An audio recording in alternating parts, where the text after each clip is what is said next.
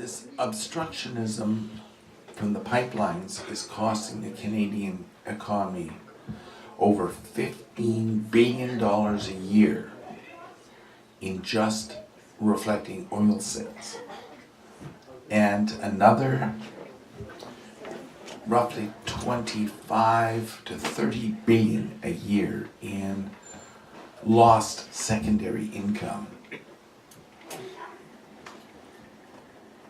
And that's a lot of money to go throwing away. If this continues unchecked, it will cause such a depression in Canada that we could see 60 to 65% unemployment. That's how bad it is.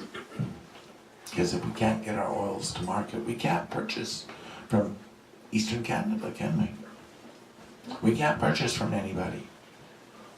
If we are not purchasing and we're not able to sell anything, who's going to pay the wages?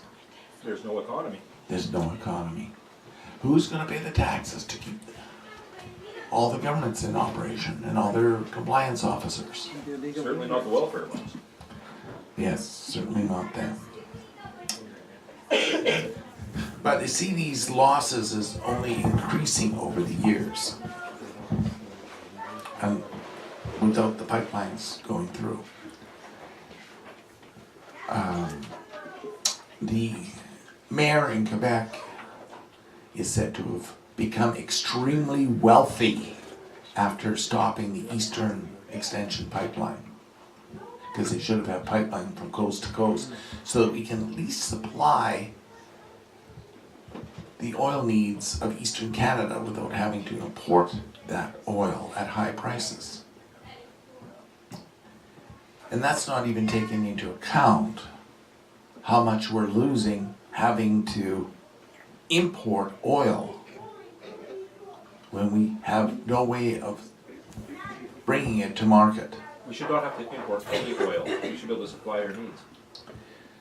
So we should, yes, and it should be classified under national defense, and anyone opposing it then is an act of treason, and they get hung.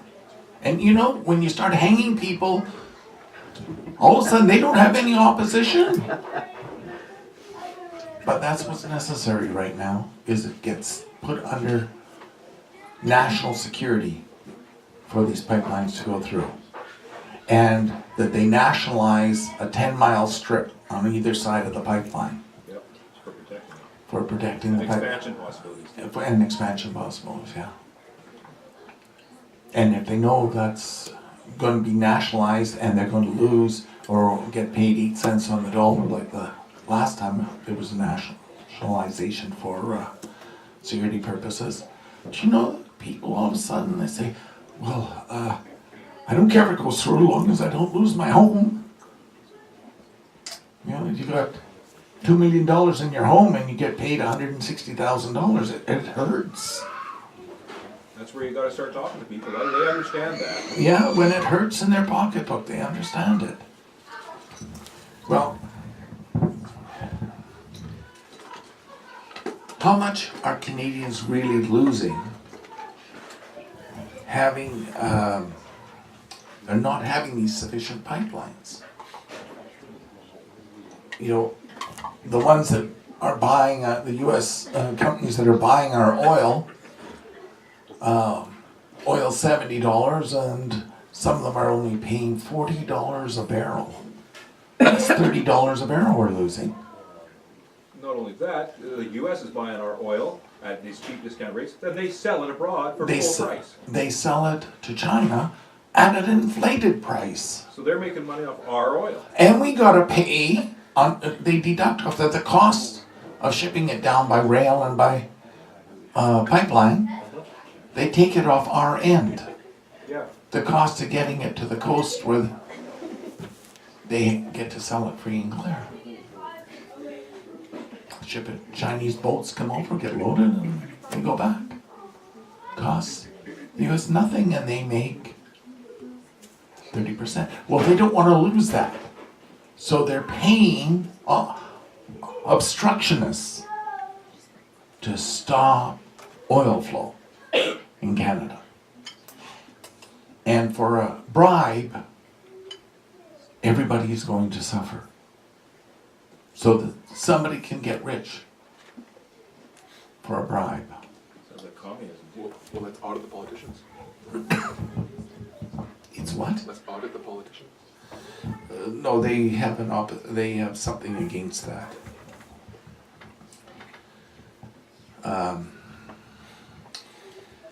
It's $15.8 billion a year in revenue that's currently being lost just by the lack of pipelines.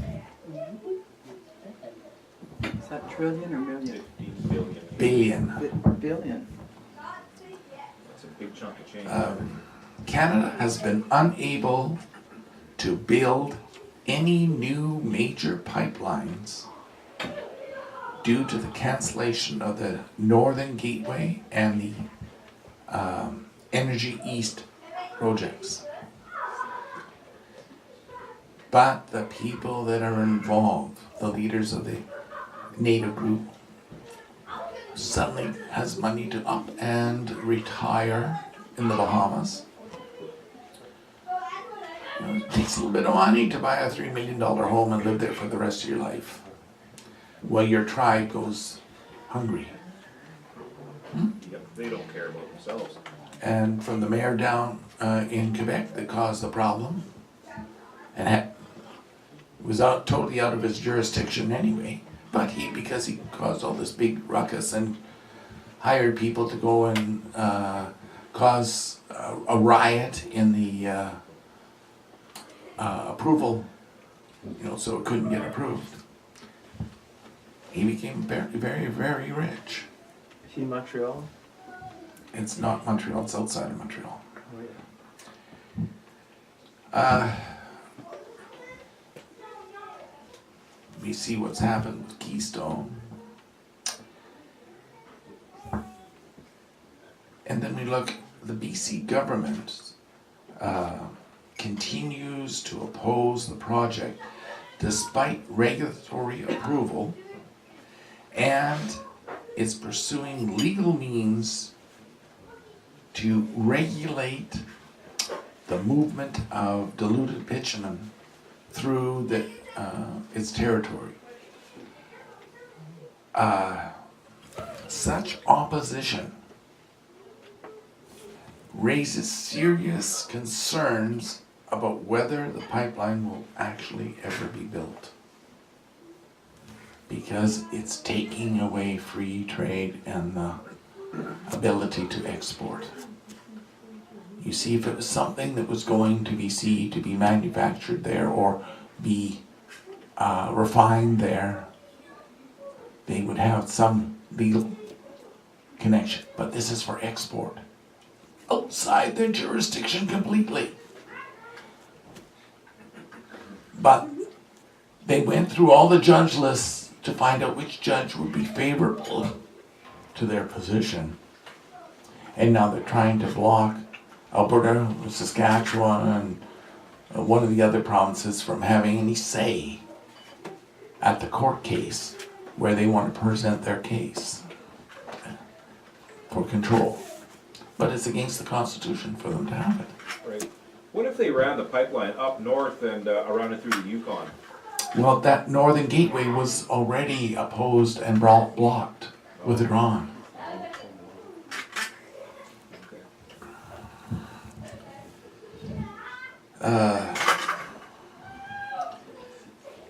Well, the consequences include overdependence on U.S. markets to buy our oil. But they don't play fair. When they're buying, we don't get world price, market price. And, you know, nobody seems to care about that. But just that what we're losing just to the States is $15.8 billion a year with what we ship through the States. Who's that fair to? Where's the justice in that? And we're more and more reliant on the more costly modes of energy transportation, the use of rail and stuff like that. And the US oil refineries and that, which we have to deal with, are trying to increase their profit so that they can use Canada to pay for the new refineries they want built. You know, sounds really like a just procedure. Oil producers have been shipping their crude by rail, a higher cost mode of transportation. Higher crude by rail, you know, when you, these rates take away from the profit on top of it, what little there is. And you know, they don't get any credit for that from the Canadian government. So they're trying to shut down the industry. Anybody want to go through last winter without any gas for your car or any way of heating your home with natural gas or oil or anything like that? Only the politicians.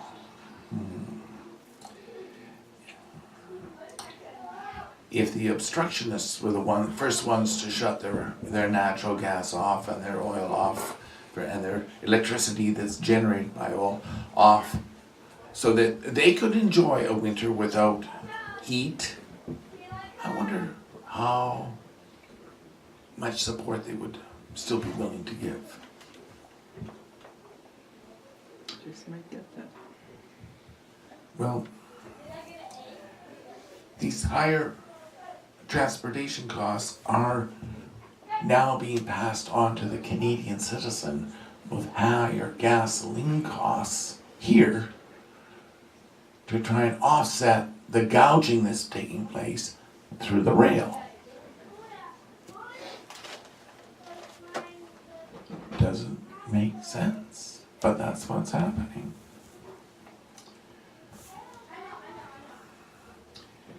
Yeah. Excuse me. There's another factor in here is that rail transportation is less safe than pipelines. Substantially less safe. And you know, when you have a derailment and the leakages of oil into your lakes and rivers, it's a problem cleanup. But it happens way more often than you ever get a pipeline leak. And a lot of the pipeline leaks they have found is because of vandalism. Not because, it's just people want to vandalize. And they keep it quiet so that it doesn't encourage more copycats. But it keeps going on.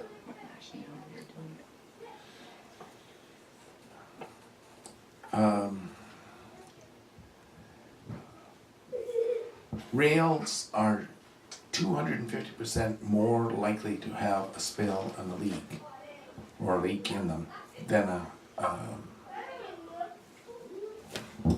pipeline. And what does the Premier of BC want? Oh, it should be shipped by rail because it's safer.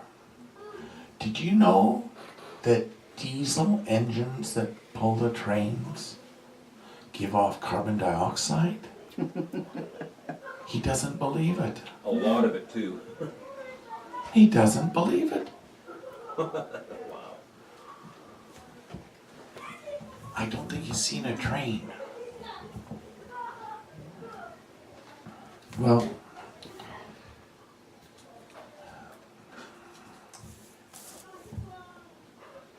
what we're seeing is they're not taking into account that their obstruction is destroying Canada, and they're participating in their own demise. We see they don't care about what everybody has to pay for gasoline because they're making good money opposing it. But for how long? As soon as it's opposed, do you think they're going to continue to pay that extra money to you? Of course not. No. Once it's blocked or it's not going ahead, you're not getting any more money. But they don't think about that. They got drug money now to pay for, to extra money to spend that is passed under the table to them. Bribes are very common right now. Maybe it is time to move out of the country. Well, Right? the loss of revenue has a far-reaching effect. It means investment in Canada, when you lose your investment in Canada, where people will say, no, I don't want to invest in Canada, it's too risky. And that's what's happening. Even on one of the Canada pension plans, one of the teachers' funds said it's too risky to invest in Canada right now. They're moving to the States and to Europe and elsewhere in the world because they said even a banana republic protects the things better than what is happening here in Canada. And that's something that's just unbelievable. The head of Enbridge, the oil company, said Canada has become a very unsafe place to own assets. That's why the major international companies are selling their assets in Canada and fleeing.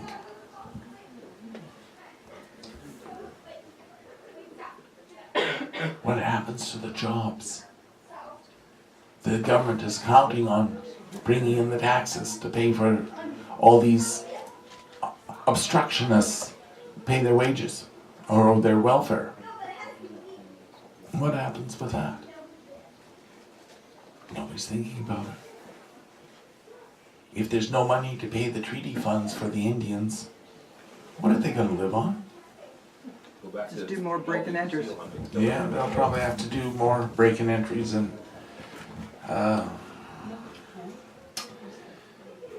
malicious damage all over the place. When foreign investing is collapsing and you've got no sense of security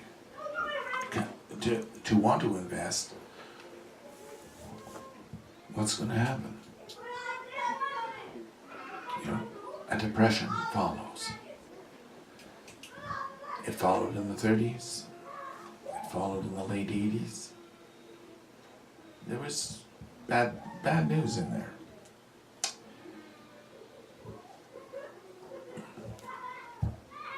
Canada's industries were once a global leader, and it's now hemorrhaging investment. People around the world wanted to invest in Canada.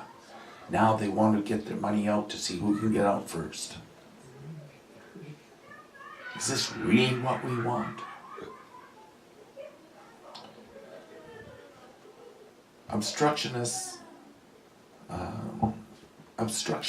I should say, is now a constant feature of the Canadian energy scene, and is getting involved in the mining scene, in every industry. Wherever you want to, something could be profitable, they're there to stop it.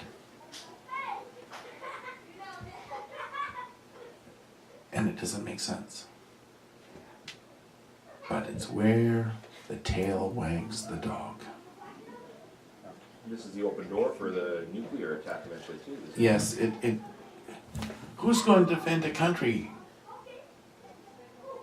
Going to stand up and join the army to defend the country against an invasion? Nobody. If you can't put food on the table, you got no energy to go fight for your country. And that's what it's coming to. It'll be a very quick wipeout of the whole Canadian society.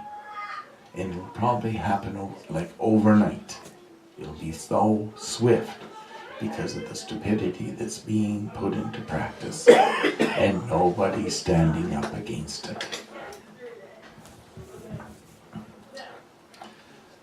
There's almost no way to stem these losses in the short term. Unless the Canadians are willing to continue to incur these losses with less and less investment, less and less jobs available. For the next 2 to 3 years, it looks like we are what they call doomed, in a hopeless state. And the trouble is, the ones that are causing it now will be demanding funds from you later. So if you don't stand up for something, you're going to be swept away with everything that comes by.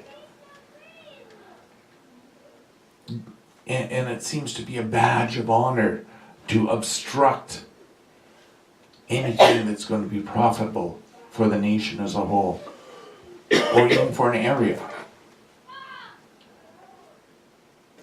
But we're hurting Canada, and we're hurting our reputation in the world. This requires prayer. We gotta break the cycle.